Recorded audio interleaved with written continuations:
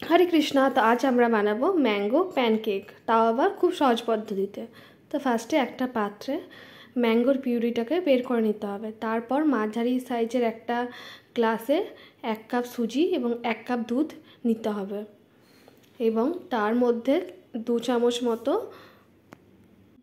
মতো ময়দা দিতে হবে এবং অনেকটা পরিমাণে চিনি দিতে হবে। আপনারা যদি কম খেতে চান কম, যদি বেশি খেতে চান তো একটু বেশি চিনি দিতে পারেন। তারপর দিতে হবে বেকিং সোডা 1 চামচ মতো, আর তার মধ্যে দিতে হবে সামান্য পরিমাণে সাদা তেল। এটাকে খুব ভালোভাবে মিক্স করে মিক্সিতে একটা ব্যাটার বানিয়ে নিতে হবে। তো তারপর আপনারা দেখতে পাচ্ছেন একটা পাত্রে দিতে হবে সামান্য পরিমাণে সাদা তেল এবং সেই ব্যাটারটাকে দিয়ে দিতে হবে এবং 2 মিনিট ভালোভাবে ঢাকা দিয়ে ভেজে নিতে হবে এবং উল্টো করে নিয়ে আবার ভেজে নিয়েছি। তাহলে আমাদের রেডি প্যানকেক। Thank you.